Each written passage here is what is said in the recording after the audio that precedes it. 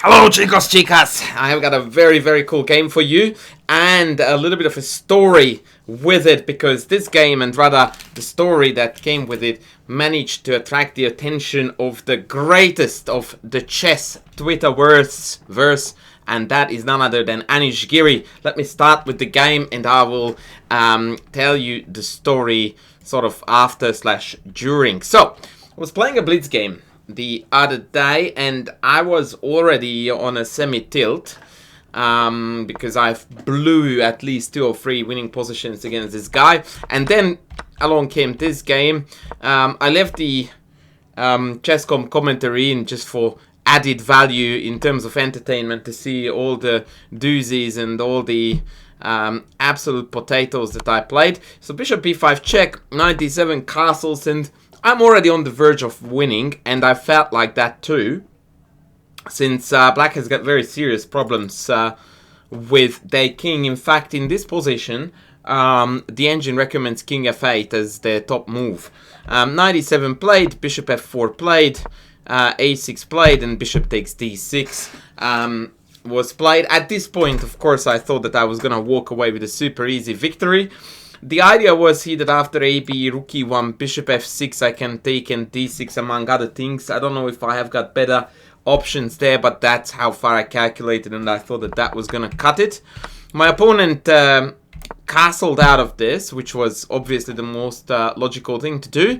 And at this point, I lost touch with reality and common sense entirely. Well, not quite. Actually, next move. I played rook e1, which is still totally fine. But here, I should have played 7,000 moves that were much better than what I did. The most obvious, easy, brain-dead version of things would have been to take d7 and take c5. That's 2 extra pawns. Bishop d4 is coming. Trading of the dark squared bishop, and then black is completely dead. Not a lot to talk about, the game is over. The slightly more complicated version would have been queen e2. I don't know if I like it as much as the machine does. AB takes queen a5, it does certainly look very appetizing, but I still need to play a few. Actually, knight b5, knight d6 seems like, excuse me, it's gonna cut it, so yeah, I missed that too. Instead, I went with the absolutely ridiculous bishop takes e7, which is sinfully ugly, by the way. But speaking of ugly, we're just about to approach the real delicious part of the game. Take d6. That was the reason, by the way, why I took, and I'm not using that as an excuse, but at least it looks promising with the bishop coming back to c4 next and then targeting f7. Oh boy, am I setting myself up for this one. Queen d8 played, question mark. Bishop c4 played. If only I saw the marks, by the way, during the game, hey? That wouldn't be cool if we had access to these little comments by someone a lot smarter. And my opponent, he played knight b6. And this is fundamentally the main point of the discussion and the video, because here, my gut instinct told me bishop f7, right? And so I look at bishop f7, king f7, I go like, can't go because the queen is covering it, knight e5 can't go because the bishop is covering it, queen d5 can't go, the knight is covering it, so I have got no check. They're one step away from completing development, and I moved on. And the discarded bishop takes f7 altogether, and in fact, reasonably quickly, I played bishop e2 in this position, and as you would probably expect when one is on tilt and, you know, being on like +2.5 on move 10, needless to say, I went on to lose this game, adding to the long list of losses that I was building up on that particular day. Now, I got really cranky. Not very cranky, but cranky enough to press game review right after, because I was curious what I missed. And in some ways, I even got crankier afterwards, because, of course, the machine showed me that I should have taken on f7. And then it turned out that after bishop takes, king takes, the absolutely insane knight d5, by the way, just because I really want to make it sting for, I don't know who, mostly myself, I would like that knight a4 accomplishes the exact same as knight d5, but like, what a move. It's just absolutely bananas. But anyway, Knight d5. And white is winning. And it's so tough. Was, now it is not. But back then, I just didn't want to believe my eyes. Knight d5, sacking a piece and then just casually offering a trade. And black has got nothing whatsoever to do. Let's have a look very quickly about the options. So if queen d6, defending the knight and kind of dealing with the pawn. Knight g5, king goes back, knight takes b6. And that's pretty much when we call the game off, because after queen takes, queen d5 check. After all, I did manage to occupy both of those crucially important squares. G5 for the knight, d5 for the queen to kill the king on the light squares. Obviously, king h8 is going to be a... it's not even a smothered mate, because when I go down to g8, there's nothing to take me. So that's already made. Bishop e6 is forced, and after knight e6, we can call it easily a completely winning position for white. The main threat, even that took me several minutes to figure out, the main threat after knight d5 is simply to take the knight and play d7. And as ridiculous as it sounds, there's no adequate defense against this.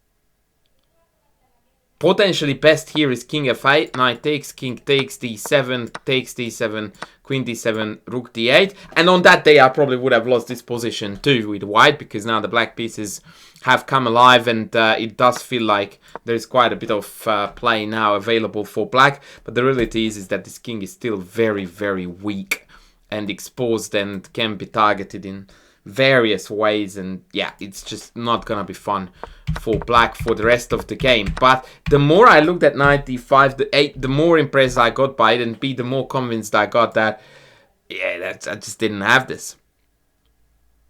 And is there any other line? Let me just very quickly check.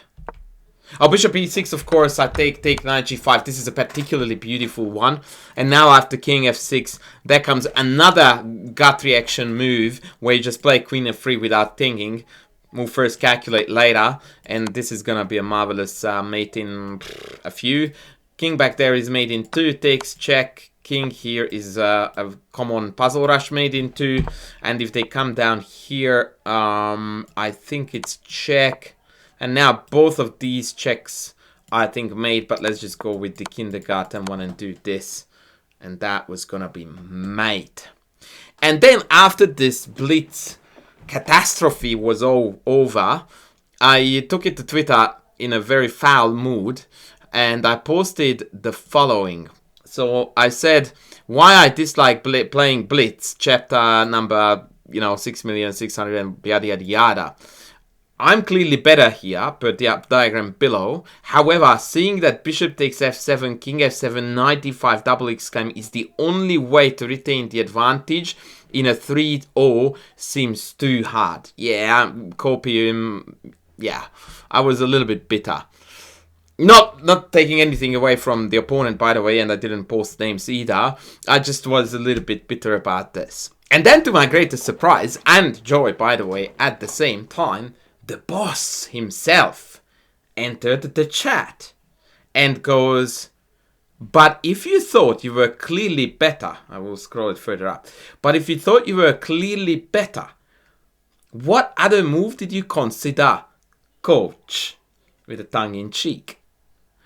And that really hit home, that question, because that is exactly the type and the line of inquiry I would have pursued if I had been in the position of the coach and not the player. And it's extremely rare that I am the player and I am getting coached, right? Like that hardly ever happens. In fact, never. And fair enough. Let's rewind the tape. Like, bruv, if you are telling the crowds that you are better here, how on earth can you play bishop e2? Right? Because after bishop e2 played, after bishop e6, rather bishop f5, my advantage is completely gone. I'm up a pawn, but black has got the monster bishops and queen f8, rook d8 is coming fast. You don't need to be an IM to sense that white has lost the momentum here. And so if you have the feeling in this position, then you are winning, or at least you are clearly ahead, which I did have, then I'm either not trusting my feelings about the position by playing bishop e2, or I'm wrong and I'm not better.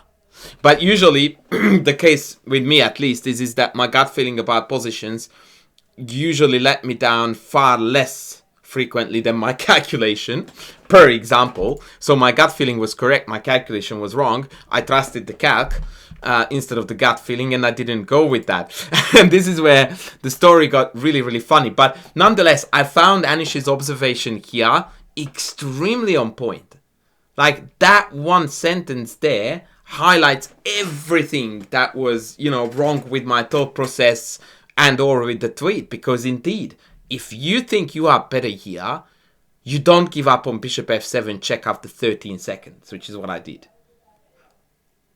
And that was an immensely valuable lesson, by the way, for me, because this is exactly the type of stuff I preach, obviously in far simpler environment, but I still felt very much humbled by it, and I thought that, yeah, fair enough.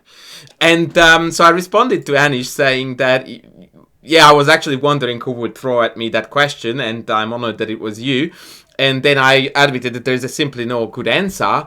I just didn't see a follow-up to bishop f7, and so I went bishop e2. And then our cheeky good friend went in for the dagger thrust, because he went, you know what a real samurai would do after playing bishop e2. And the irony is that line is, again, very typically something along the lines of what I would say. I wouldn't say that to a student because that's taking it too far. But the message is really, really good there. Like, oh, buddy, that is basically just majorly dishonoring the samurai code for not taking that and going backwards. And it's time to grab your sword and seppuku time, baby.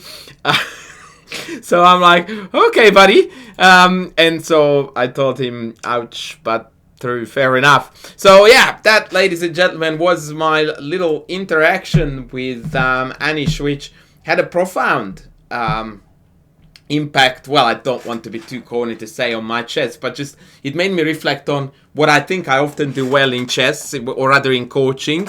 And now I fell victim of one of those things that I tend, I think, to teach often and sometimes well, hopefully, which is that we don't go backwards, ladies. That is not the way to play chess. It is bishop takes f7. Now, I'm fortunate that it had to be happening in the public, but I'm nonetheless super grateful for Anish, the legend himself, for participating in that Twitter discussion with me. And shout out to the guy, by the way, because he still occasionally checks out my YouTube videos. So yeah, I'm very, very honestly humbled by that, as I was by the comment and the piece of advice there. So yeah, fair enough. We'll have to take it on the chin. And by the way, since then, this very ugly 2702 has turned into 2801. I have reached my highest ever blitz rating on .com.